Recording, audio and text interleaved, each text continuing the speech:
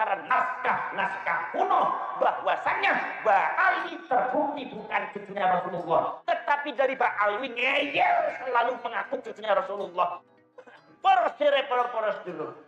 Samping cinta kepada Rasulullah, kita juga harus mencintai dzurriyyah anak putune Kanjeng Nabi. Anak putune Kanjeng Nabi niku masyhataken dumateng panjenengan. Aku iki orang jaluk apa-apa marang sampean. Mu aku tuh titip anak putune aku, ojo dilarani.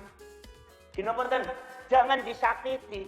Jadi kalau kali panjenengan niki wajib membawa amanatnya Rasulullah sallallahu alaihi wasallam tentang masalah anak cucunya Rasulullah, yaitu jangan disakiti dan diikuti dan dipun ragati, dipun hormati dumateng panjenengan.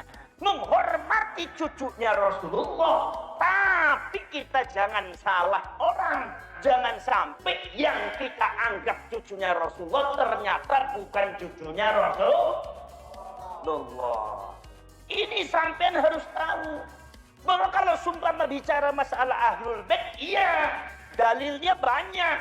Bicara masalah dzurriyyatur rasul, iya, anak cucunya Rasulullah yang harus dicintai, iya. Tetapi yang jadi pertanyaan apakah orang yang mengaku cucunya Rasulullah itu betul-betul cucunya Rasulullah? Ini harus diteliti, harus tahu.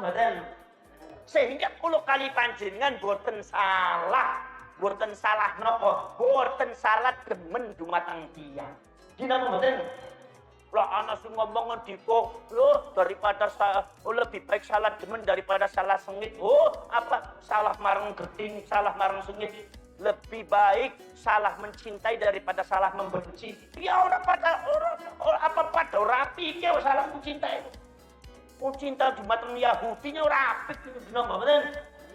Permasalahannya adalah menyangkut nama baik dan keagungan kebesarannya Rasulullah sallallahu alaihi wasallam, menyangkut kemuliaanipun Kanjeng Nabi niku wong sing mulia, tapi di framing dumateng tiyang Yahudi, Kanjeng Nabi niku mboten sae. Di framingnya kados ngoten. Framing ngertos apa mboten? Ngertos apa mboten framing? Orang ngerti? Ya wis, ora usah dipikirin, ari dirongona teh. Poros dulu. Di framingnya seperti itu. Maka dari itu di sini kewajiban umat Islam itu menjaga kesucian dan kemuliaan Ibnu Kanjeng. Maka dari itu poros dulu. Kalau seumpama ada, yaitu adalah kiai-kiai ulama yang muda-muda tampil ke depan untuk membahas nasabnya klan Ba'ali sing disebut klan Abai bareng sampean, itu jangan dikatakan, jangan diasumsikan bahwa kiai itu benci ke Habib. Jangan dikatakan bahwa kiai itu adalah hasud maring Habib. Ngasud diopo kenal beora. Kalau seumpama mau hasud, mau benci, mungkin dari dulu sudah dilakukan. Kenapa dan? Ya masalahnya zaman dahulu itu ulama-ulama NU tidak pernah membahas nasabnya Habib. Kenapa zaman sekarang ada? Ya zaman kemin itu habaib orang masing petakilan. Saiki orang tampil habaib si petakilan yang sudah keluar daripada akhlaknya baginda Rasulullah SAW, bahkan membahayakan pendidikan keagamaan rakyat Indonesia. Ya kudu dibahas, orang mau tidak mau. Apalagi zaman sekarang itu ada satu klan yang mengaku dirinya cucunya Kanjeng Nabi sudah ratusan tahun. Gini betul. Dan poros dulu sudah dibahas oleh ulama-ulama zaman dahulu.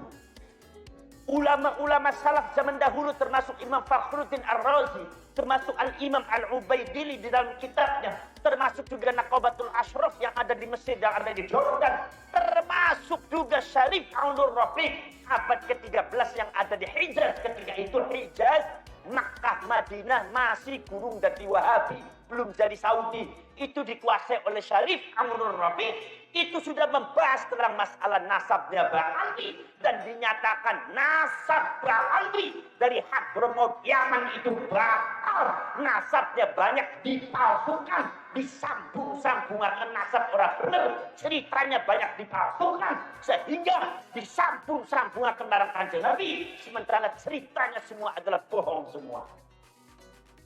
Maka dari itu Syarif Amrul Rafiq ketika itu melarang kaum Ba'alwi memakai nama Sayyid, memakai nama Syarif. Kalau ada ketahuan ditangkap penjara. Apa sebabnya? Sebab terbukti secara naskah kuno bahwasannya Ba'alwi terbukti bukan cucunya Rasulullah. Jadi masalah klaim penelitian bahwa kaum Ba'alwi itu bukan cucunya Rasulullah, itu bukan urusannya Kiai Imaduddin, itu urusannya ulama-ulama zaman dahulu. Tetapi dari Ba'alwi ngeyel selalu mengaku cucunya Rasulullah. Di Mesir ora laku, ning Mesir ora laku, ning sejene ora laku, ning Indonesia laku menang. Paham? Karena Indonesia kan saking mencintai Rasulullah ya.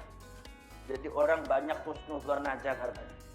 Saudara-saudara sekalian, ini saudara-saudara sekalian. Masalahnya apa? Ini masalahnya para syarek, para sedulur-sedulur mawon. Ba'alwi itu keturunannya Habib Alwi bin Saba bin Ubaidillah. Ubaidillah ini diklaim bin Sayyid Ahmad Al-Muhajir atau An-Nafaq atau Al-Abah. Sayyid Ahmad ini betul-betul cucunya Rasulullah, yaitu adalah dari Sayyid Isa An-Naqib. Para sahabat Rasul terusnya dibuatkan Imam Ja'far Shadiq dari Sayyid Ali Al-Uraidi. Para sedulur maun, Sayyid Ahmad itu betul-betul cucunya Rasulullah. Tiba-tiba di Yaman di Hadramaut abad ke-10 Hijriah, itu ada seorang ulama namanya Habib Ali As-Sakran mengatakan bahwa Sayyid Ahmad punya anak Ubaidillah. Itu di Yaman. Anak keturunannya banyak. Permasalahannya apa? Permasalahannya di dalam catatan sejarah. Kitab-kitab zaman Gemien sudah 550 tahun. Itu sudah menyatakan Sayyid Ahmad Al-Muhajir tidak pernah datang ke Yaman dan tidak punya keluarga cucu di Yaman. Apalagi di Hadramaut. Orang poros dulur. Sedikit kados keten. Seumpami teng buntet niku wonten Aba Fuad Hasyim atau Gustur. Gustur teng Jombang. Ada orang Waibungur namanya siapa? Namanya Bapak Tarjo. Bapak Tarjo mengaku dirinya cucunya atau putrane Gustur. Sing pertama kali dilalari sinten? Tiyang Jombang toh. Kemudian panjenengan nglalari teng Jombang niki wonten tiyang Waibungur ngakune putrane Gustur leres napa mboten. Lah terus keluargane Gustur mbayeni sinten ngendika bahwa Gustur tidak pernah punya anak yang ada di Lampung di Waibungur. Gustur tidak pernah punya anak yang namanya Tarjo. Niki sing dicepeng teng panjenengan Waibungur apa Jombang? Gimana mboten? Pasti semua itu. Ono Aba Fuad Hasyim, gada putra 11. Anaknya ini. Tiba-tiba ada orang namanya Bejo, Muhammad Bejo, mengaku dirinya putranya Aba Fuad.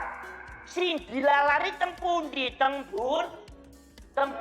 Cirebon niki wonten tiyang saking metro mengaku dirinya anaknya Aba Fuad.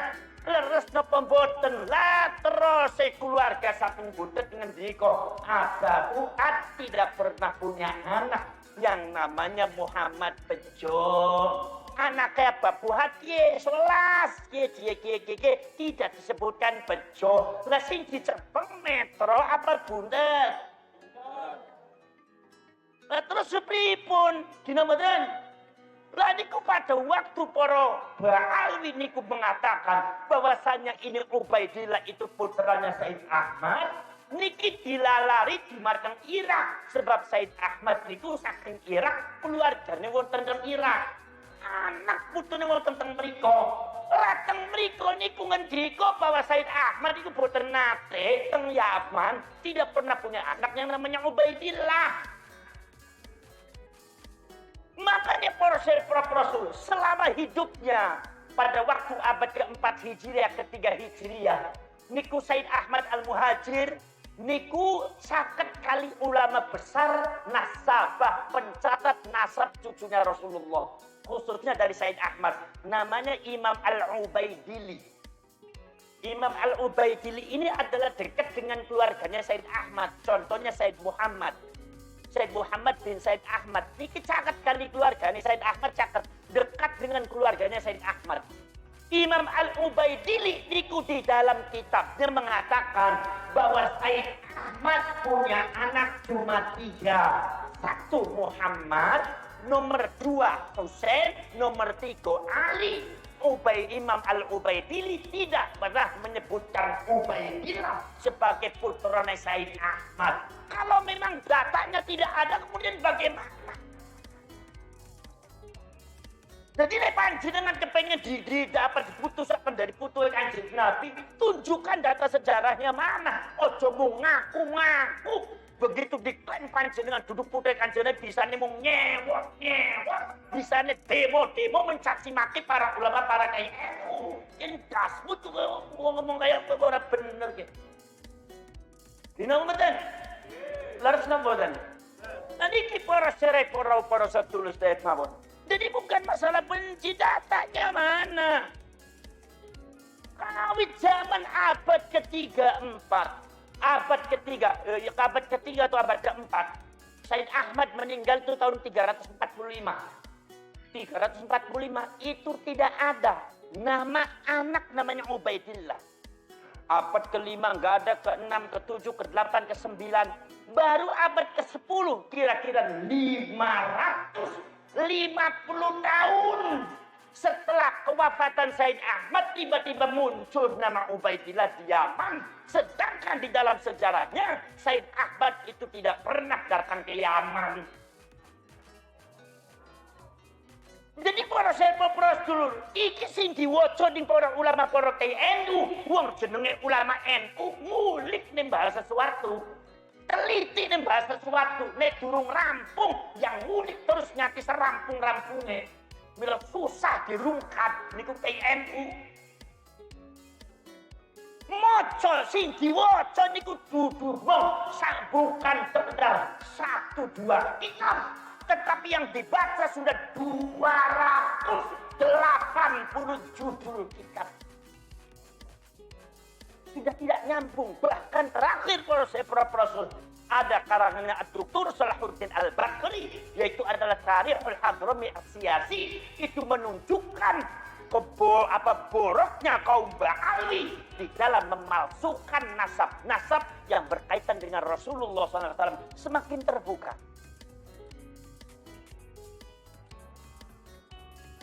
Para sedulur sedherek mawon, kesaksian Banul Ahdal, Banul Qudaimi. Banul Ahdal dan Banul Qudaimi itu adalah 2 suku dari Irak yang menyertai Said Ahmad ketika kemana-mana bisnis. Golongan dari Said Ahmad disebutnya Alawiyun. Alawiyun itu adalah nisbat kepada Sayyidina Ali, bukan Alwi bin Ubaidillah. Itu saudara-saudara sekalian. Kemudian isinya adalah Syiah Imamiyah. Orang Yahudi ikut kepada Said Ahmad, kadang-kadang berbisnis bareng orang Syiah. Pada waktu Said Ahmad keluar dengan Banul Ahdal, Banul Qudaimi, kesaksian Banul Ahdal, Banul Qudaimi sesuai dengan pakem sejarah yang ada di Irak mengatakan Said Ahmad itu tidak sampai ke Hadramaut, tidak sampai ke Yaman. Said Ahmad hanya sampai di Irak Selatan. Beliau gerah, sakit, sedo, wafat dikubur teng Irak Selatan. Namanya daerah Najaf. Yang mengkuburkan Banul Ahdal, Banul Qudaimi, yang mensolati, yang mengkafeni, yang memandikan adalah mereka. Kesaksiannya itu. Makanya sejak tahun 345 sampai beratus-ratus tahun, abad ke-4, ke-5, ke-6, ke-7, ke-8, ke-9, ke-10, ke-11, ke-12, lebih daripada 700-800 tahun, makomnya Said Ahmad Al-Muhajir itu ulama mufakat ada di Najaf, Irak Selatan, perkuburan yang terbesar di dunia. Ada sebuah masalah. Apa masalah? Iki kaum Ba'alwi abad ke-11 ke-12 membuat makamnya Said Ahmad di Ursaisah, Yaman. Urusannya pripun niki? Menyalahi sejarah umat Islam yang dimufakati oleh umat Islam. Di mana makam Said Ahmad itu jasade wonten dumateng Najaf, wonten dumateng Najaf, Irak Selatan. Ini tiba-tiba abad ke-12, kira-kira 800 tahun setelah itu, ketika mulai berkembang klan Ba'alwi menguasai Hadramaut, tiba-tiba ada makam yang diklaim oleh Ba'alwi, oleh Habaib Hadramaut Yaman. Katanya ini makamnya Said Ahmad. Diklaim Said Ahmad makamnya teng Riku, teng Husaisah. Akhirnya makamnya wonten kali. Datang ke Indonesia buat makam palsu lagi. Jadi hobinya Habaib niku gawe makam palsu. Hobinya meniku Pak. Ada satu daerah niku Pak, seorang Habib niku para sepra Rasul iku damel makam sing ora ana isih ning pinggire griyane. Mulai ngangge ziarah nganggo tabarukan. Barokah ngopo ora ana jasate kok ngalah barokah. Gasmu. Ki ajarane Habib, ki ajarane sapa nggih? Dina mboten para syarek para sedulur sedaya. Itu masalahnya seperti itu. Bagaimana manuskripnya? Bagaimana sejarahnya? Sampean bahas kabeh seluruh kitab boten bakal sampai nemukaken nek Ba'alwi putra Kanjeng Nabi. Apalagi ceritanya pemalsuan makam Said Ahmad Al-Muhajir, pembelokan sejarah, pembelokan orang-orang yang dinisbahkan kepada Rasulullah, yaitu leluhur-leluhur mereka yang kadang-kadang durung tentu wonten niku tiyangnya. Sok sampean badhe tanggung jawab teng ngarepane Gusti Allah, teng ngarsane Gusti Allah pripun sampean. Terus sampean muhibbin, ayo sampean tanggung jawab apa ora? Nek Habib sampean malsuaken makam, nek Habib sampean malsuaken sejarah. Wis ternyata niku tidak sesuai dengan sejarah Indonesia. Ternyata keluargane taksi wonten Sumo Diningrat itu bukan Habib Hasan bin Yahya. Kue mbayakmu Sumo Diningrat niku dipalsuaken marang Habib sampean. Bisa tanggung jawab apa ora? Nek Habib ora bisa tanggung jawab napa nek sampean muhibine? Ayo sok jawab. Ojo keblinger dadi muhibin wong wae dhuwur. Kino mboten? Para syarek para sedulur sedaya mawon. Itu para sepah Rasul. Nah niki kesaksiane Banul Ahdal sareng Banul Qudaimi setelah Said Ahmad Al-Muhajir itu meninggal ada di daerah Najaf, kemudian golongan Al-Ahdal, Banul Ahdal, Banul Qudaimi dengan golongan Alawiyun tanpa Said Ahmad langsung menuju ke Hadramaut Yaman. Jadi pada waktu ke Hadramaut, Said Ahmad sudah meninggal di Najaf. Ada catatan Ba'alwi mengatakan bahwa Said Ahmad itu pindah hijrah ke Yaman. Mulanya disebutnya Ahmad Al-Muhajir. Itu dianggap oleh tokoh-tokoh Naqobatul Ashraf yang ada di dunia. Dianggap cerita itu palsu. Karena memang apa? Karena memang Said Ahmad makome ono ning Najaf dan meninggal di sana. Belum sampai ke Hadramaut. Kalau sampean membela Ba'alwi berarti sampean harus membohongi seluruh para ulama banyak. Ayo. Membohongi jasad dari Said Ahmad wonten dumateng Najaf niku. Lah begitu sampai di Yaman, maka Banul Ahdal ada di Son'a, Banul Qutaib ini ono ning Yaman Selatan. Kemudian poros dulur iku golongan Alawiyun, yaitu Syiah Imamiyah yang banyaknya adalah orang-orang Yahudi sudah masuk agama Islam. Tapi orang Yahudi itu masuknya di Hadramaut. Jadi Hadramaut niku tempat Yahudi sing mlebu Islam. Maka dari itu sampai ngerti tahun 45 tahun 45 pada waktu Yahudi Hazari pengen mencaplok Palestina, Zionis pengen mencaplok Palestina, Zionis mencari mata-mata dari kalangan ras Yahudi yang pintar berbahasa Arab dan face-nya wajahnya wajah ke-Arab-Araban, maka diambillah Yahudi dari Hadramaut. Paham? Kemudian datang agamanya Islam, mengajarkan masyarakat Palestina tentang masalah Quran dan segalanya, dipercaya oleh masyarakat Palestina, muhibbinnya banyak, sampai orang itu dijadikan imam besar Masjidil Aqsa.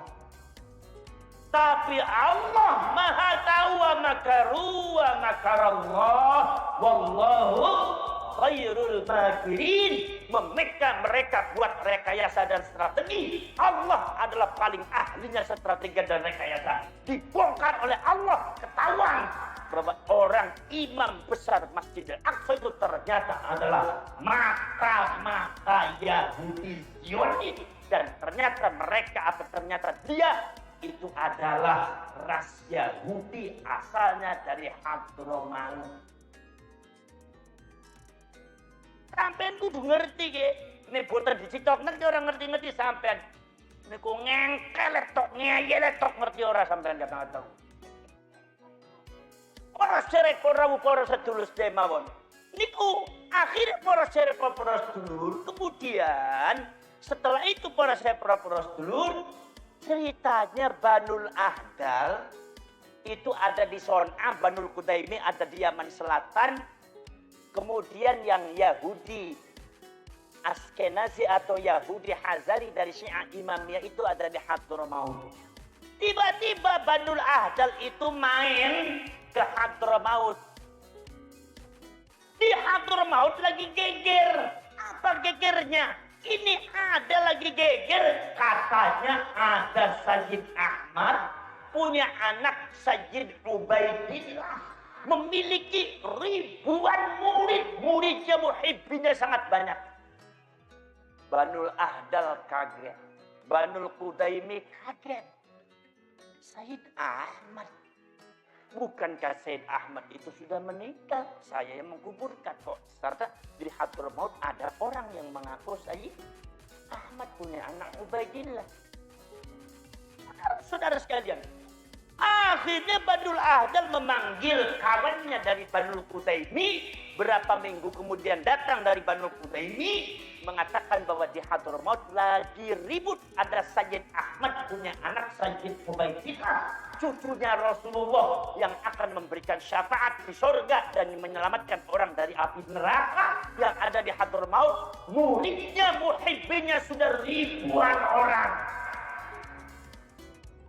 Mengaku dirinya cucunya Rasulullah. Akhirnya kemudian Banul Ahdal karena punya prinsip wala talbisul haqqa bil batil wa taktumul haqqa wa antum ta'lamun. Jangan kalian mencoba-coba mencampurkan yang hak dengan yang batil, dan jangan coba-coba menyimpan kebenaran. Kalau kalian menyimpan kebenaran sementara kalian tahu, maka Allah akan masukkan kalian dirantai oleh Allah Subhanahu wa taala dengan rantai dari api neraka. Ancamannya sangat luar biasa. Maka akhirnya Banul Ahdal memanggil beberapa masyarakat yang ada di Hadramaut. Iku kata Banul Ahdal mengatakan, ya ma'asyiran nas, inna Sayyid Ahmad qad mata bi Najaf. Sayyid Ahmad itu sudah meninggal di Najaf. Sayyid Ahmad itu sudah meninggal di Najaf. Kami yang mensolati, kami yang memandikan, kami yang mengkafani. Maka dari itu kalau di sini ada Said Ahmad itu, saya jadi bingung, ini Said Ahmad dari mana? Tapi karena muhibbinnya sudah fanatik, ragam mirip-mirip di Lampung dengan di Jakarta. Wah, akhirnya muhibbinnya marah-marah, lapor sama keluarganya Ubaidillah Said Ahmad yang ada Hadramaut. Akhirnya Banul Ahdal mau dibunuh, Banu Qudaimi dikejar-kejar, diusir, difitnah katanya pembohong. Sebetulnya Banul Ahdal dan Banul Qudaimi mengakui bahwa dia juga ada kepengen juga mengaku cucunya Rasulullah, cuma dia urung. Kenapa? Sebab dahuluan golongan Syiah Imamiyah. Jadi pada bayora benar. Paham?